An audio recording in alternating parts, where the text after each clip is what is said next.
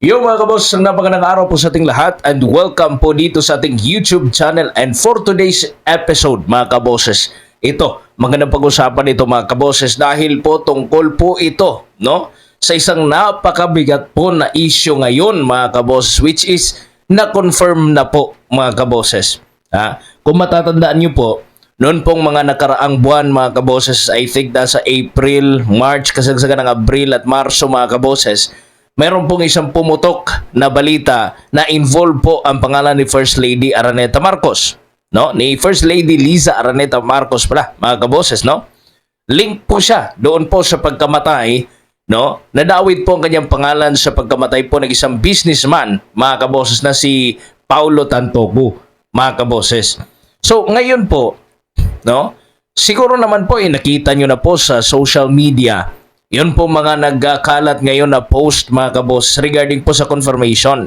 Meron na po mga balita na lumabas mga kaboses, but ito po ngayon sa ating pag-uusapan, no? Napakarami po kasing mga pakulo ng Malacanang mga kaboses bago pa po nangyari yon, no? At matapos po habang gumugulong po ang case na iyon mga kaboses, habang meron po mga pumapasok na mga theory, no, sa online mga kaboses, pinagtatakpan po ito ng Malacanang mga kabos. At kung matatandaan niyo po mga kaboses, no, si Vice President Sara Duterte ay naglabas po ng mensahe mga kaboses regarding po dito, ha. Isa pong expose, no?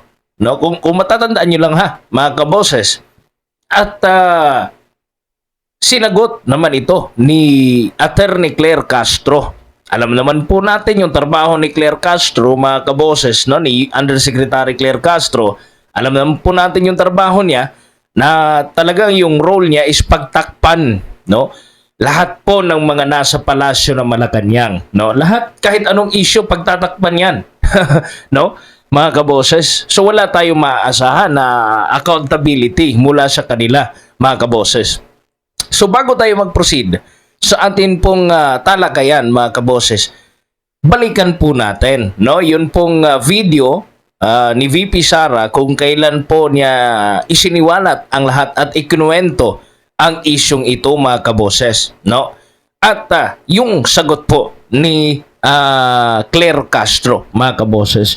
Pero bago po natin i-play, no, i-credit ko po ang video ito mga kaboses sa DWAR Abante Radio, no? Makikihiram lamang po ako ng video, no, sa Abante Radio mga kaboses, at para po meron po tayong reference. So narito po ang video mga kaboses. Kailangan ko ba natin paniwalaan ang mga ganitong klaseng istorya na nanggagaling sa Vice Presidente? Tapos, nung nagkaroon ng malaking krimen sa Estados Unidos na merong namatay dahil sa drug overdose, at kung makikita ninyo doon sa police report ay nandoon na pangalan ni First Lady Liza Marcos na isa sa mga tao doon sa loob ng kwarto kung saan yung tao ay nag-overdose sa suspected drug overdose sa hotel room, at ang daming nakikitang white powder substance na sinabi doon sa police report ay suspected cocaine din, ay bigla nilang kinuha si Pangulong Duterte. Sa kanya pala nang galing ang fake news. Siya pala ang source ng fake news na ito na pinapakalat laban sa unang ginang kay First Lady. Unang-una po, kailangan pa ba natin paniwalaan ang mga ganitong klaseng istorya na nanggagaling sa Vice Presidente? Ayun. Yun po ang statement, no, mga kaboses, ni Attorney Claire Castro. So ngayon, ibig sabihin po, since meron na pong confirmation, no, na lumabas sa investigasyon na talagang itong si Tantoco mga kaboses ay namatay dahil sa drug overdose, no, ng cocaine mga kaboses, ha? Nakita po, ha? Mga kaboses, basahin po natin ito pong balita mula po sa Bilyonaryo Channel, kasi po ang tanging bilyonaryo lang po yung unang nagpalabas ng balitang ito mga kaboses, no?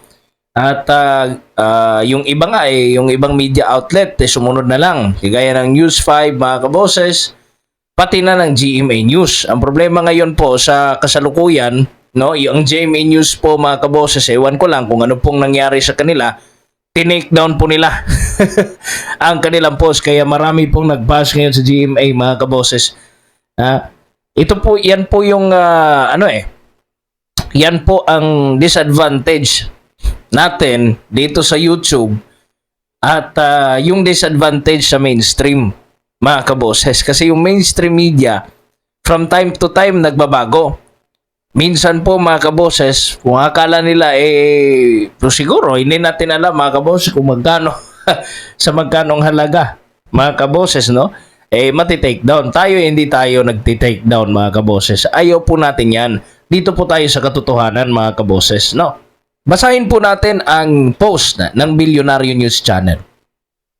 Paulo Pawi Tantoco died from the effects of cocaine with underlying heart disease as a contributing factor according to the Los Angeles County Medical Examiner. Mga kaboses, legit po ito Meron pong dokumento ito mga kaboses The manner of death was classified as accidental with the official cause listed as cocaine effects mga kaboses.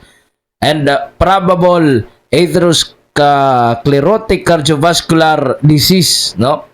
Noted as a significant condition mga kaboses. So, ibig sabihin po dito, ang ikinampatay daw po ni Paulo Tantoco mga kaboses is dahil po sa epekto ng cocaine. No? Epekto po ng cocaine, mga kaboses, ewan ko kung saan galing, hindi po natin alam talaga kung saan galing yung cocaine, but ang alam lamang po, base po sa mga reports, ay ito, mga kaboses. Ang manner of death ay classified as accidental. So, ayun, no, mga kaboses. So, ayon po dito, the case filed under number 2025-04377 remains open. Tantoco, 44 years old, was pronounced dead at the Beverly Hilton Hotel on March 8. Ayan. He had been in Los Angeles as part of First Lady Liza Araneta Marcos delegation for the Manila International Film Festival, which ran from March 4 to 7. The festival's tribute gala was held at the same hotel on March 7. Diniklarang patay si Tantoco mga kaboses sa Beverly Hilton Hotel noong Marso 8 na. No? Kasama niya po before March 8, March 7 mga kaboses, si First Lady Liza Araneta Marcos, no? Nandun po siya sa Los Angeles kasi kasama po siya, no, sa delegasyon para po sa Manila International Film Festival mga kaboses na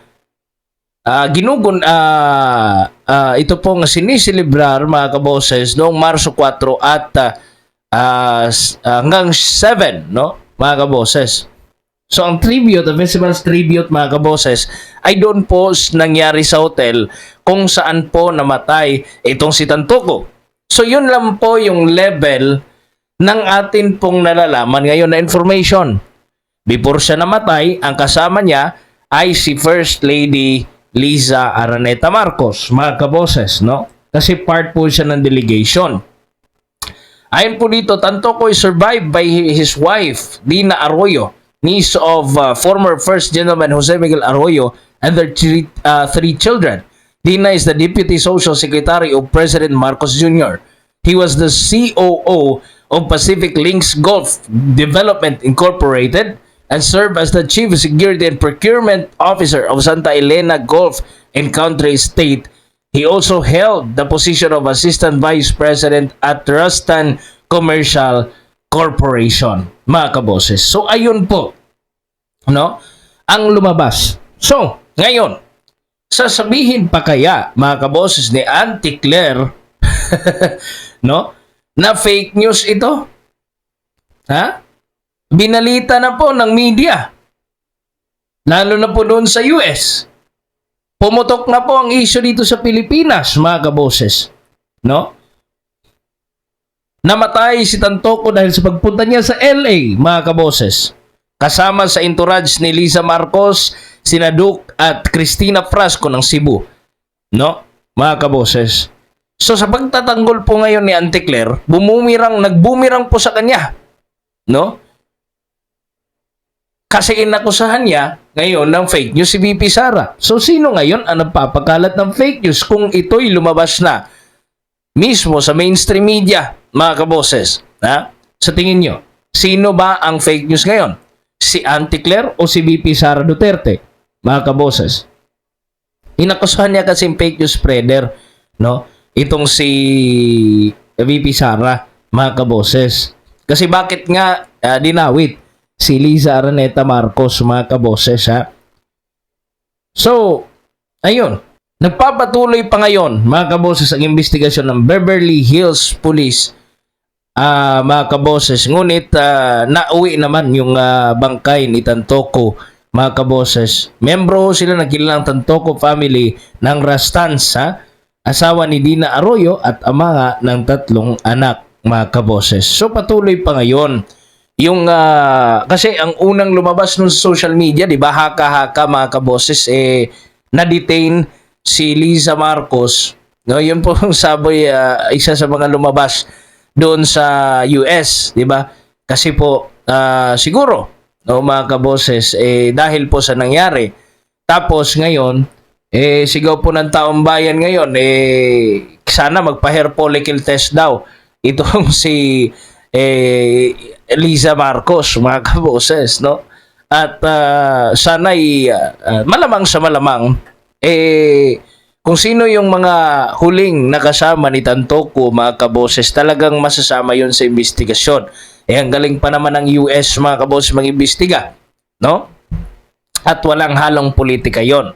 At saktong-sakto nga pala, papunta po ngayon sila Presidente Marcos, ha? Pupunta po sila ng US para pakiusapan po si Donald Trump, mga kaboses, na i-consider yung Philippines, no, na hindi na lang isali doon sa 20% tariff sa mga export products, no, mga kaboses. So, abangan natin ang update ito, mga kaboses. Yun po ay base lamang po sa atin pong mga reports na nakuha, mga kaboses, mula po sa mga source po natin ng mga news outlet, mga kaboses. At yun po ang ating komentaryo ngayong araw.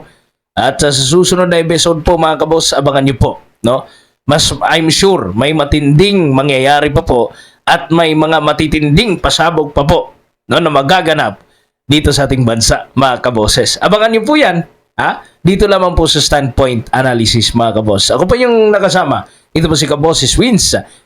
At ito po ang Standpoint Analysis. Please subscribe at click the notification bell para notified po kayo sa lahat po ng kaganapan. God bless po sa inyong lahat and bye-bye.